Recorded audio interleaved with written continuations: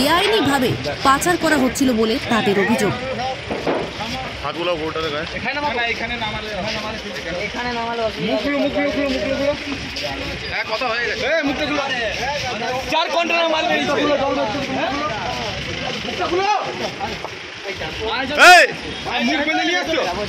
যে কন্টেনারের মধ্যে অন্ডাল মোড় থেকে ক্রস হচ্ছে গাড়িটা, সেখান থেকে আমরা গাড়িটাকে আটকাই। অবশ্যই এখন পুলিশ আমাদেরকে হেল্প করছে, কিন্তু পরবর্তীকালে যে পুলিশ যে টাকা নিয়ে ছেড়ে দেবে না এর কোনো গ্যারেন্টি নাই। তো আমি নিজে দায়িত্ব নিয়ে এই ড্রাইভার আর এই ফারুকদের নামে কেস করব এবং পরবর্তীকালে এদের জন্য যথাযথ শাস্তি পায় তার ব্যবস্থা করব।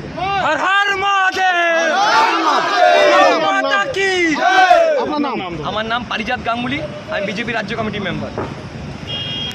চালক এবং খালাসির কাছে বৈধ কাগজ দেখতে চাইলে চালক এবং খালাসি বৈধ কাগজ দেখাতে না পারায় চালককে গাড়ি থেকে নামিয়ে গণধোলাই দিতে শুরু করে বিজেপি কর্মী সমর্থকেরা। খবর পেয়ে ঘটনাস্থলে পৌঁছায় কাকসা থানার বিশাল পুলিশ বাহিনী। উত্তেজিত বিজেপি কর্মী সমর্থকদের হাত থেকে এক কন্টেনারের চালককে উদ্ধার করে পুলিশ। এদিন পুলিশের সামনে কন্টেনারটিকে আটকে জয় শ্রীরাম স্লোগান দিতে থাকে বিজেপির কর্মীরা। পরে কাকসা থানার পুলিশ গরু বোঝাই কন্টেনারটিকে আটক করে। আটক করা হয় চালক সহ গাড়িতে থাকা বাকি সকলকে। এদিন বিজেপির এই বিক্ষোভের জেরে প্রায় 30 মিনিট ধরে জাতীয় সড়কের কলকাতাগামী রাস্তায় টোল প্লাজায় আটকে পড়ে সমস্ত গাড়ি। পরে পুলিশ গরু বোঝাই কন্টেনারটিকে আটক করে অন্যত্র সরিয়ে জাতীয় সড়কে যান চলাচল স্বাভাবিক করে।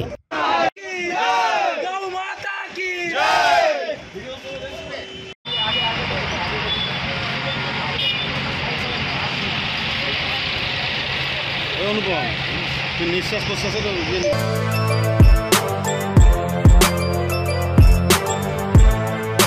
এখন অনেক বড় শ্রী লেদার্স হাওড়া ময়দান। আপনি কি জটিল কিছু সমস্যায় ভুগছেন, সমাধান পেতে চান? যোগাযোগ করুন প্রখ্যাত জ্যোতিষ ও তান্ত্রিক মনসারাম ভট্টাচার্যের কন্যা মনসা কন্যার সাথে। প্রখ্যাত জ্যোতিষ ও তান্ত্রিক মনসা কন্যা হাওড়া জানবাড়ি ও হাতিবাগানের নিজস্ব মন্দিরেও বসেন। যোগাযোগ 9830106967 আর 9239655323।